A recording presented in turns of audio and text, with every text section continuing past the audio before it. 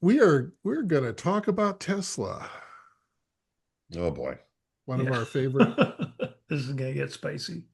Our apologies in advance to the Fox 61 mailroom.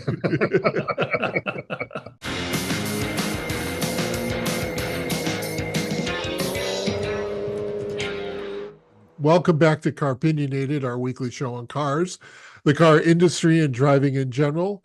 I'm Doug Stewart. These are my friends, Jeff and Glenn. They are both car enthusiasts. They are both good guys. Glenn is from Fairfield County, Connecticut, and Jeff is from beautiful Chicago, Illinois, land of Lincoln. Mhm. Not the car, but the president.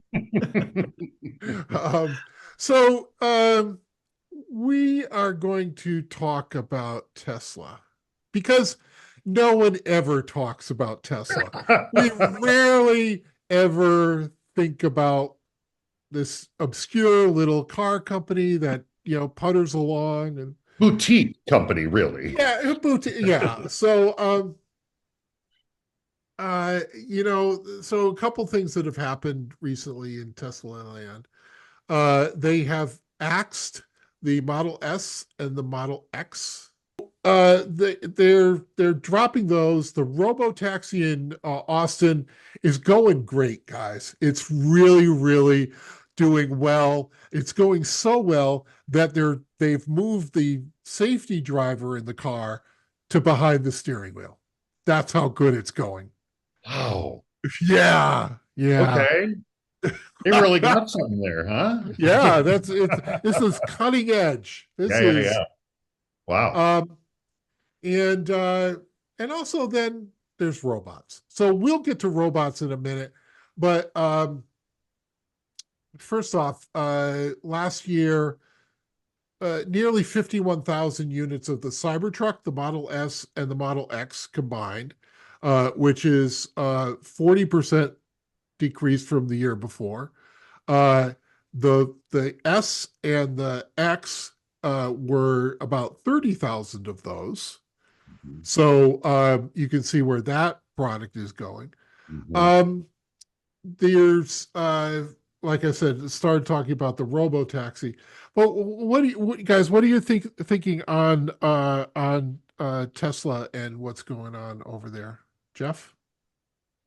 Oh, I get to go first. Okay, cool. The hate mail will take longer to reach me, I think. Um, First of all, let's pour one out for the Tesla Model S. And I'm not even joking here. No, Like, I would that agree. was the car that made electric vehicles not only cool, but viable as a Hmm. transportation option Hmm. in this country. When they came out when they came out way back in 1978, no, I'm sorry, 2020. 2020. Uh, Yeah. um, I mean, it did stuff that remember the previous American built EV that got anybody's attention at all was the General Motors EV1, and we know what happened to those. Hmm. So all of a sudden, here's Tesla, which had pretty much built stretched Lotus Elises under license up until that point, brought out this incredibly futuristic looking sedan with crazy technology and tons of range and absolutely shattering performance. And the problem then is with an industry that is geared toward selling the new thing. What's the new thing? The Tesla Model S kind of still was the Tesla Model S. And there wasn't really a way to, I mean, they did refresh it a couple of times. Oh, let's take the fake grill off the front. Let's do some other stuff to it. But ultimately, there isn't much you could do with that shape.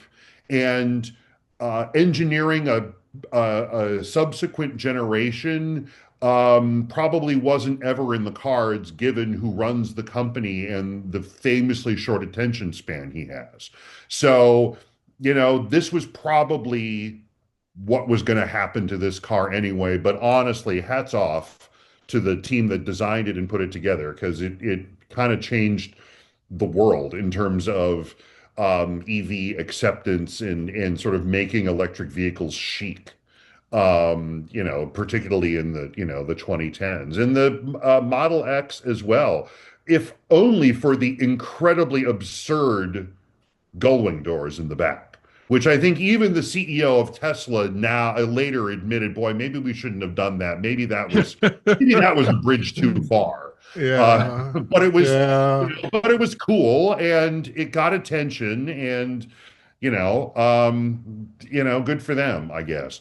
Um, I I think there's a couple of things going on here. I don't know that it's going to mean a huge loss in sales for Tesla. I think the Model 3 does really well. I think the Model Y does super well. So I think anybody who was still really interested in a Tesla is probably going to end up getting, into one of those instead. It does right-size the company lineup at a time when its European sales have gone through the floor. I think one thing that seems clear over the past 15 months or so is that the Tesla CEO's alignment with the present administration in Washington has done it no favors in the EU. And if nothing else, dropping the Model S and the Model X sort of lets them right size their lineup and their production capacity. Um, I hear the sort of the hint that you're making there about the Cybertruck, and I think in the way that Corvette is the Chevrolet Halo car, the Mhm. Cybertruck is the Tesla Halo vehicle. They're always going to build a Cybertruck. I'm convinced of it, even though there's plenty of evidence that everyone in the world who wanted one has one now. Mhm. Uh, but they're never going to not build a Cybertruck. That's just kind of my feeling about that. And it is such an expression of the kind of the ethos of that company now, which is, you know, look at us, screw you. That is kind of that's kind of what the company right now is about. The robo taxi development is interesting in that it comes at the same time that Waymo, which has had its own safety issues, obviously, especially in Northern California, is now expanding to other cities. It's already operating in 6 cities in America, and Waymo just announced that it's now mapping Chicago and Charlotte. Hmm. So there's more expansion coming to that network. And if that's from a competitive standpoint, that puts Tesla at a little bit of a disadvantage. Um, so there you are. And boy, there's nothing that soothes my anxious heart more than hearing the words Tesla and robots in the same sentence. I'll tell you that. But I have a feeling the pride of Fairfield County might have more to say about that than Well, bravo and well said. I couldn't agree with you more that, the S was a very important car. And but it's run its course. It just, you don't build a car that isn't making money for the company anymore. And it probably did at one point, but you're correct in that I think they have better cars in the lineup in the 3 and the Y. I don't think there's really the need for the S or the X anymore, and that's okay. Um, and both the 3 and the Y are good cars. I'm never going to fault anybody who's bought one previously. Um, they, I.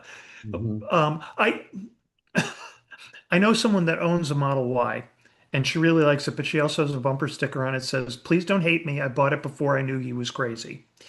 Um, and there's that, you know, and I'm not going to unaddress that elephant, you're buying into something that has all of that static around it. Mhm. Um, and that is a problem that's a completely different problem that Tesla needs to work on. Uh, it makes sense that Tesla is the company that is really pushing for the robo thing. You're dealing with a personality that likes to explore and do weird, funky, cool, what he thinks are hip things, you know. It's a guy who's desperately trying to be cool all the time. And sometimes he succeeds and sometimes he doesn't. So it makes sense to me that that's where they're going. I just don't know if they're going to be all that terribly successful in doing it. I guess time remains to be seen.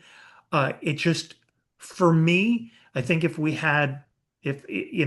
I was running a company that had that was literally selling more EVs than any other company in the world, that's what I would be focusing on.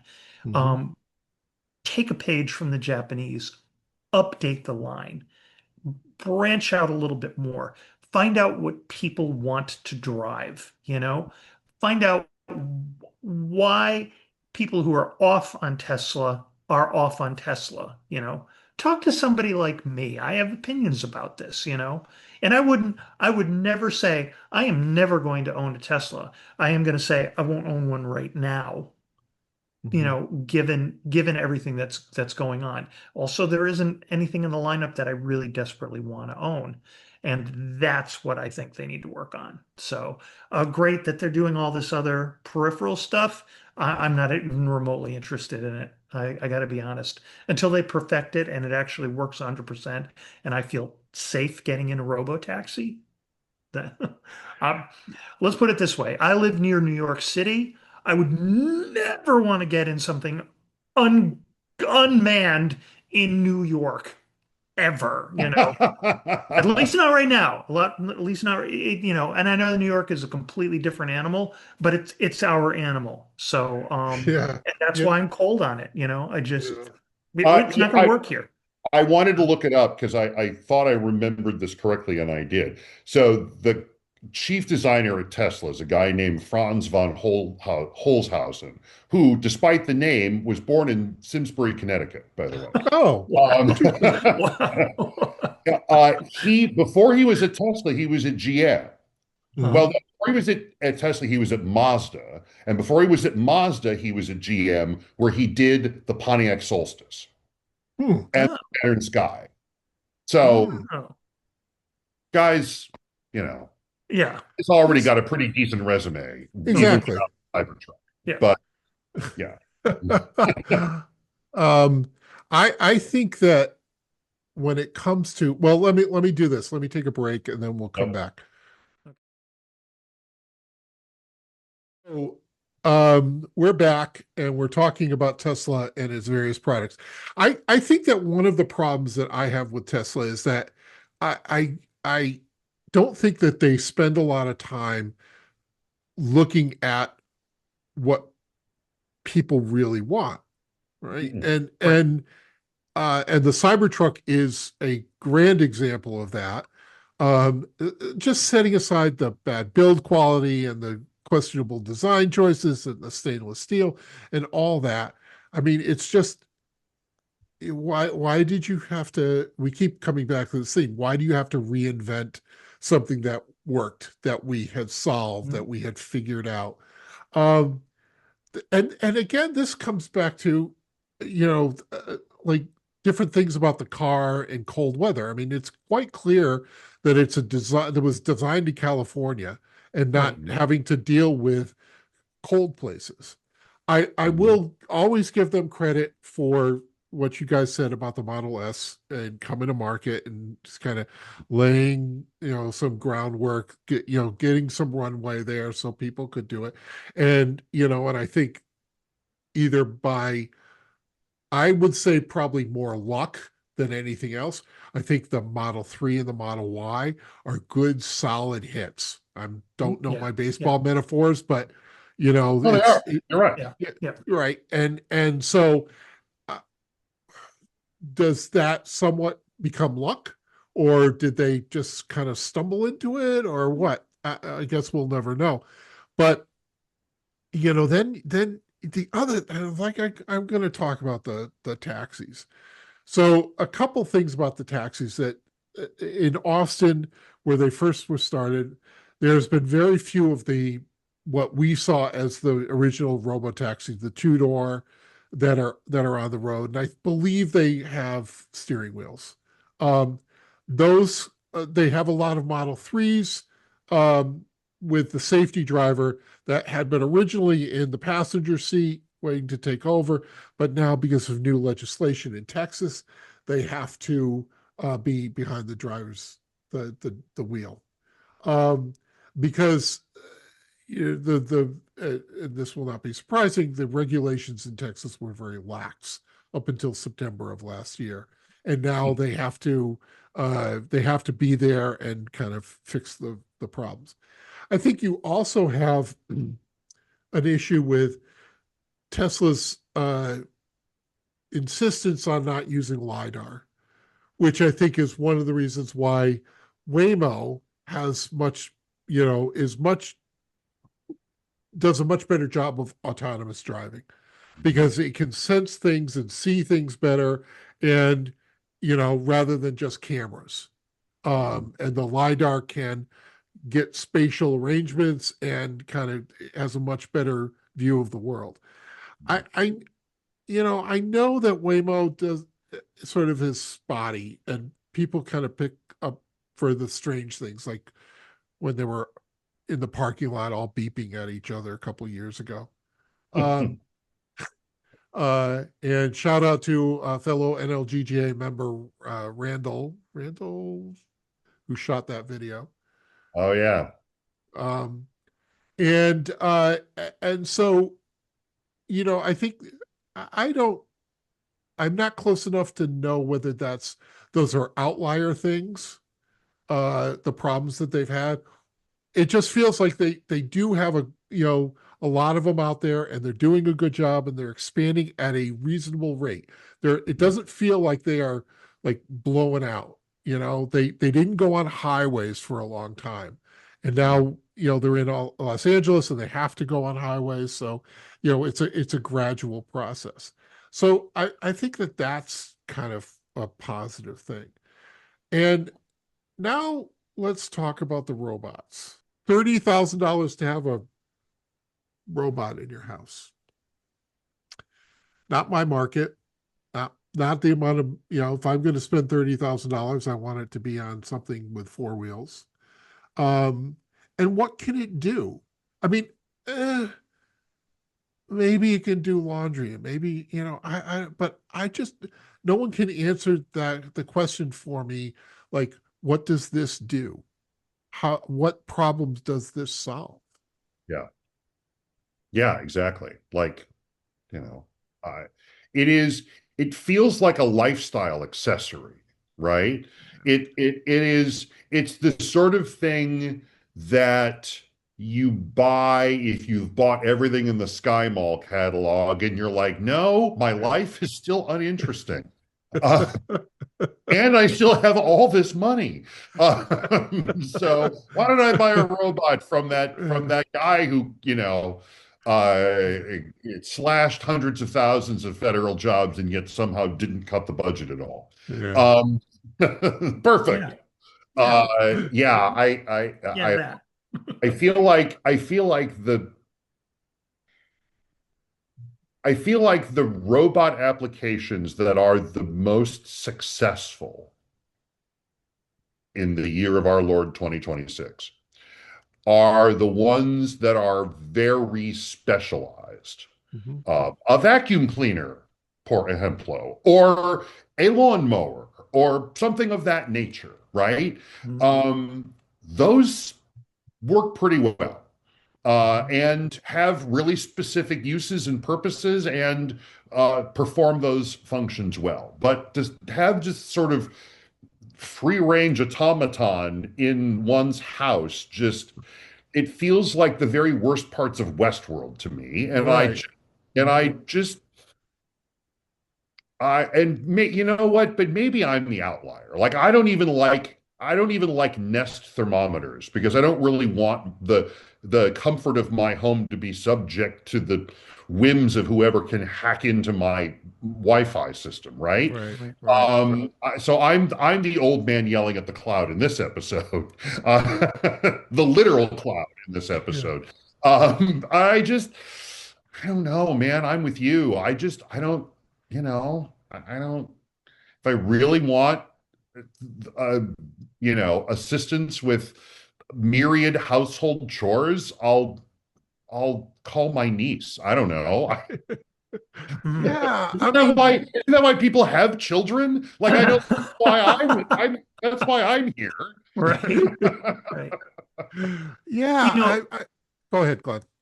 just culturally speaking, we have been taught that uh, the trust of an overlording computer kind of thing isn't good.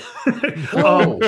All right. So, Did like Cuba more teach us recently, nothing? like the one that more people understand now is Skynet from the Yeah, Terminator series, which Yeah. is the computer system that becomes self-aware and everything goes to hell. But I mean, you mentioned Westworld. Okay, there's a good one. My damage goes all the way back to being a kid and the Ultimate Computer episode in the original Star Trek, the Okay. M5. I And Dr. Richard Daystrom, who was nuts in the head anyways, and so they outfit the Enterprise with this computer, and at first it does a great job, and then it starts attacking everybody. right, So right. we have a little bit of a distrust here, and maybe that's not such a bad thing. We got to be so careful with this kind of thing, and I think you're absolutely right in that to parse a robotic use to a specific purpose is to keep it centralized, simple, task oriented, you know. Mhm. Right. Are we And reasonably expensive. I mean, I don't know right, how much Roombas cost, but $100. three, yeah. So you spend right, that kind of money and does this one thing, and it does it really right, well, right. you know. And we see so much of this in the automotive industry, especially now, where they're just excess seems to be the name of the game.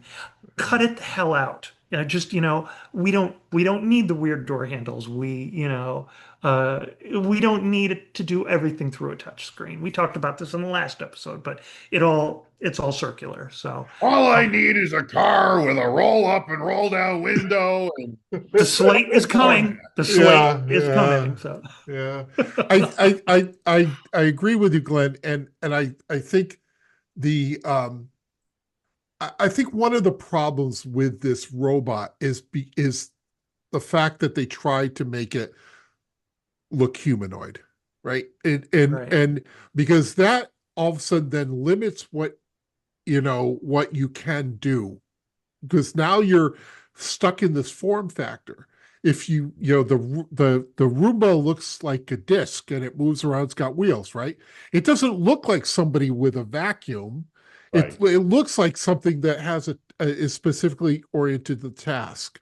Um, and then and when you think about robots in specifically automobile manufacturing, they don't look like humans, right? right. They're big squatty things that have certain articulation and do a job, right? I remember years ago going to um, a an assembly plant, and there was the big suction cups on the windshield, and it Mhm. brought it out, and then there was a robot that put the adhesive around the edge, and then that stuck in the thing. I mean, it's a specific task oriented, and and the more jobs, the more you make it look like a human, the less specific jobs it can do, because now you need to add some other tool to it. Okay, so Mhm. that's just that. But then you have what Jeff was getting to about, the internet connected uh thermostat. Like now you have this thing with cameras and microphones in your house connected to the hmm internet. Like, hmm I'm wary of putting an Alexa in the house, right? right, I know I right. sit here with all these computers and probably I'm, not making sense about this, but this constant listening, yes, two Mhm. iPhones, Siri, whatever, but Mhm. I mean that, but certain parts of it go deeper than just kind of listening for a response. I could be totally wrong on that, but whatever. I think your concern about that is extremely well founded. Yeah, especially if you don't know who's on the other end of the connection, right? Right. It just there's something like wow, not thinking it through, not thinking the whole thing through. Glenn, you talked about fiction writers, but these movie scripts and screenplays and stuff, but you also think about how all these AI programs just devolve into racism and and all these other things that, like, oh gosh, who could have predicted that it'd all go bad? Only everybody. Yeah. And I'm okay with Waymo. I mean, I think that's kind of I think that they've figured out how to do this specific task, right? And it seems like they've figured it out better than everyone else in the market. I mean, the GM kind of said, hey, we'll let somebody else take care of it, right? So I don't know. It's a lot of different things. Do you guys remember a film called Inner Space by any chance? Yes. Dennis Quaid. Martin Short. Dennis Quaid, Martin Short, Meg Ryan. Yeah. And a really cool Mustang convertible. Absolutely. To a little bit back to Cars for a minute. It's a human shrinking film. It's about miniaturizing people. And it's not a great film by any stretch, but there is a moment in this film that touches on exactly what we're talking about. The key component to the miniaturization process is a little spiky microchip, and it's extremely delicate. So they develop a little robotic hand that takes the microchip from its little container and then puts it into the machine. But it doesn't just do that. The machine goes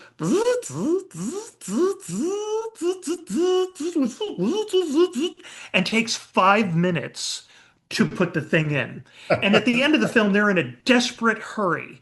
Okay. And they hit the thing and it starts and doing its little dance and everything. Finally, one of the people just says, "Oh, for F's sake," and just yanks the thing out and stuffs it in. That's what I'm talking about. Yeah. So sometimes we have a propensity to just make things too complex, and we're so there right now. So for sure. Inner Space, man. Now I'm gonna have to find that and watch it. So all those people are really old, and so am I. But yeah. All right, we're gonna tray tables upright. Tray tables, yes, yeah. Turn off your electronic devices. The captain has turned off the seatbelts. Turn on the seatbelt sign. Yeah, we're gonna land the plane. Another great week. Thank you guys. And we will get rid of all our automation. All right. We'll see you.